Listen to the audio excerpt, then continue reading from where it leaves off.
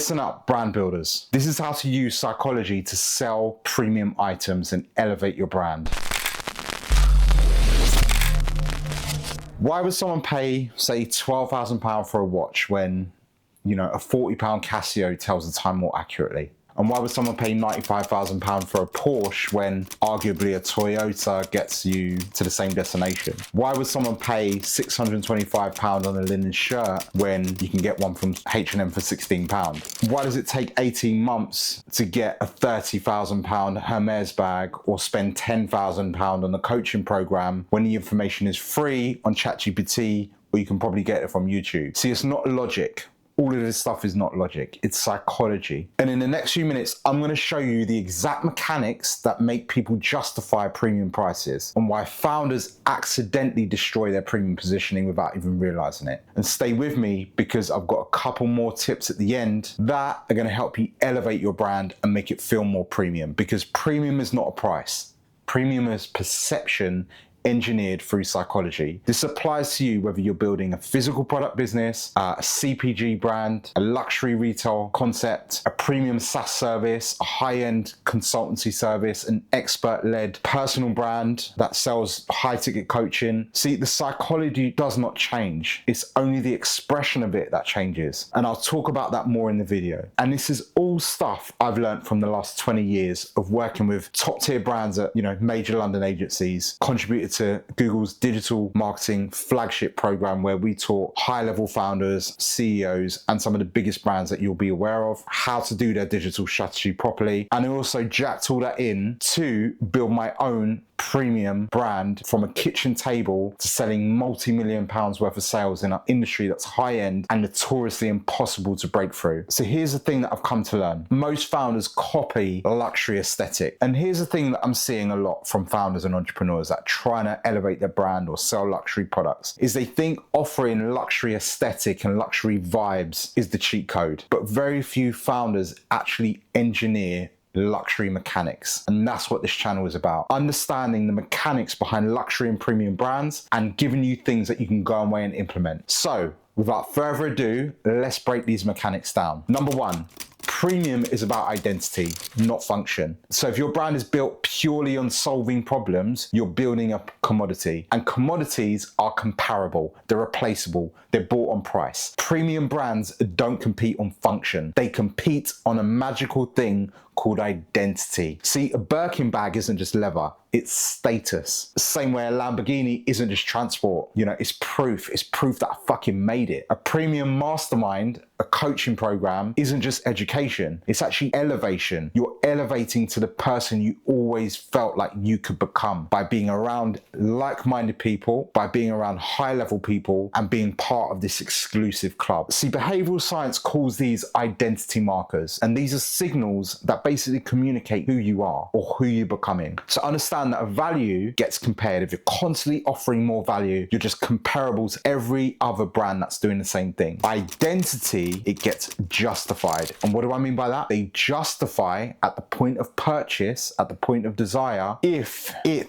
aligns with their current identity or the identity of who they want to become, the identity of who they aspire to be. And here's what I've come to realize from years of experience with this stuff. If your messaging focuses only on features and outcomes, you're training your audience to just essentially shop around. And guess what? Premium and luxury brands, you don't shop around for this sort of stuff. You don't hunt for the right bargain. You spend so much time wanting and desiring it and wanting to be affiliated and associated with this brand. Just like that kid who, cut out a picture of a Lamborghini and stuck it on his bedroom wall, then put it on his vision board, and 15 years later, he runs a successful business and goes out and buys and owns that exact Lamborghini. So as a practical application, because this is what this channel is all about, is applying this stuff practically, I want you to answer a few questions about your own brand. Who does owning this make my customer? Okay, who do they become by owning this? What identity does it signal? And what version of themselves are they stepping into? Quick side note, I've created a workbook with 17 psychological biases that you can go away and implement right now. These are biases used by some of the top luxury and premium brands that we all know of. Inside that workbook, there's loads of examples, there's the biases, and loads of questions and prompts to get you thinking about how you can actually implement this in your own brand. So take this stuff, steal it, run with it, and use it to your advantage. It's going to start to help you shape how you frame your brand as premium and luxury. And it's going to be a great resource for you to keep referring back to. So it's in the link below. I'm going to mention it a couple more times in this video where it adds value, because there's certain points in this video that I'd love to dive into in more detail, but I can't. This is going to make the video too long. I've also got other separate videos on these topics, but the workbook covers so much stuff that I want you to be able to lift and just implement into your brand. Okay, this is based on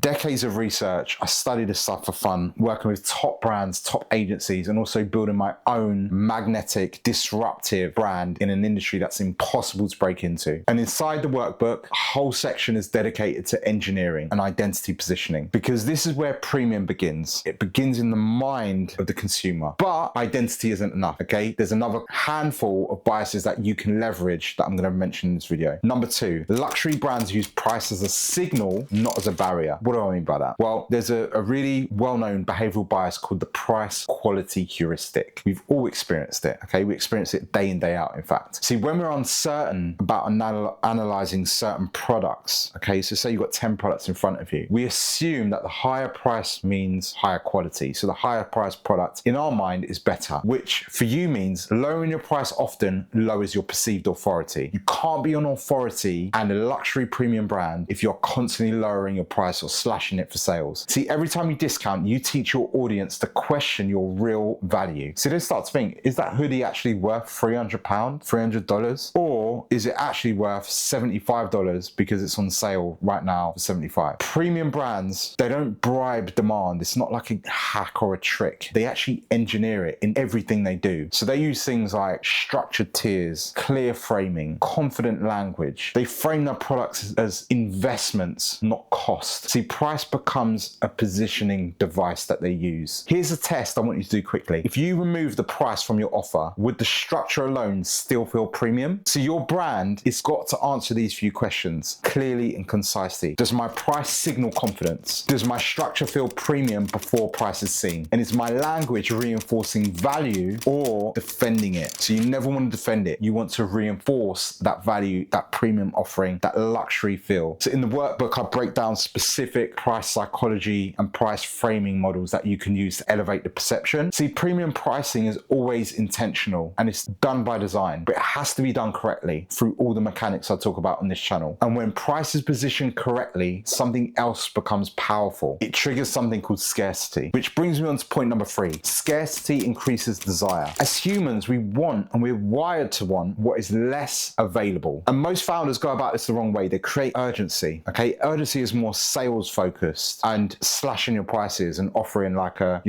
Boxing Day sale. See, that's not scarcity. Scarcity in luxury branding is built totally separate from anything urgent or anything sale related. So that countdown timer on your website, that's not premium. That's screaming, buy me, buy me, buy me, please buy me. Control is, okay? There's a difference between that and control. See, Hermès uses waiting lists. See, Rolex, they create intentional friction. You can't just walk into a Rolex shop and buy a Rolex. They physically won't sell it to you. They don't have any in stock. Selective access signals status. With my own luxury brand, there's a wait list for my products, and some of these products sell for £16,000 a unit. This is powerful stuff. When you create demand and do it properly, it implies value. You can't argue with it. Premium scarcity is structural, operates in a couple of different ways through limited capacity, controlled distribution, selective access. See, if you're always available, you're rarely premium. Your brand has to answer these few questions. What access am I intentionally limiting? Does my availability feel curated or does it feel desperate?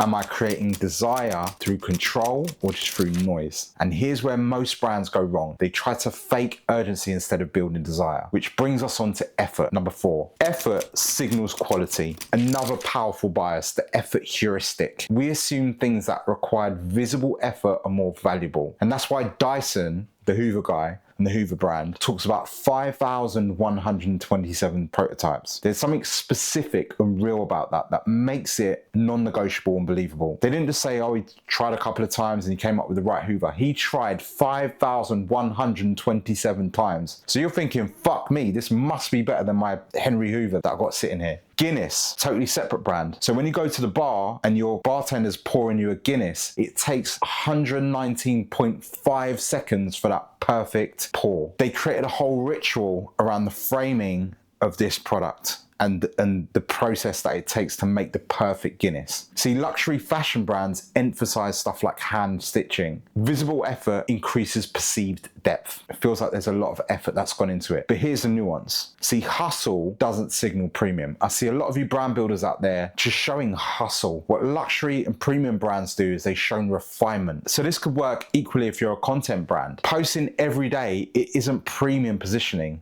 but intentional posting is. If you're very intentional about everything you're posting, every element of your content, that becomes way more powerful in elevating your brand to premium or luxury than posting every day. See, they show precision. So as a practical takeaway, I want to answer a couple of these questions about your own brand. Where is my visible craftsmanship? Does my process look considered? Can customers see depth before they buy? See, effort increases perceived authority when it's controlled. Number 5, difference creates memory. This is what's known as the Van Rostorff effect. And this tells us what we remember basically stands out. So we remember the things that are different to the pattern we're looking at. So if you're looking at 10 words, cat, dog, horse, lion, tiger, square, zebra, cheetah, monkey, your brain is wired to remember the square. So it's a very complex study. It's been done multiple times, but it basically shows that we have a bias towards difference and contrast. We spot it and we remember it. So applied to today's luxury brands, you've got Aesop in a sea of hand wash products that look the same, talk the same, feel the same, smell the same. Aesop created more of a pharmacy aesthetic. It's something you'd find in a private pharmacy or private clinic or private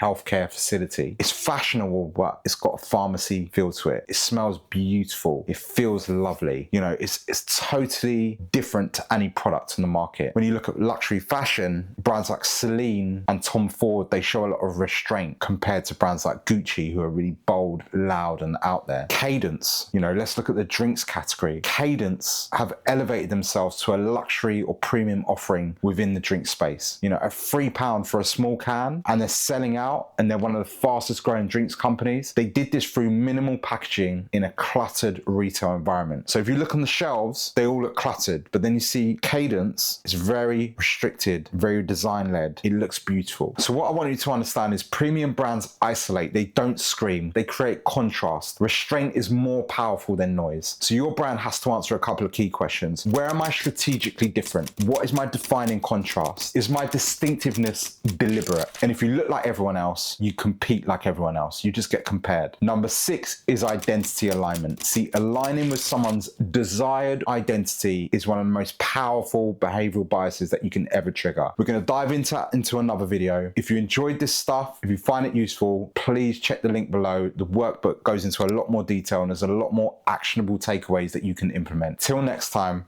peace.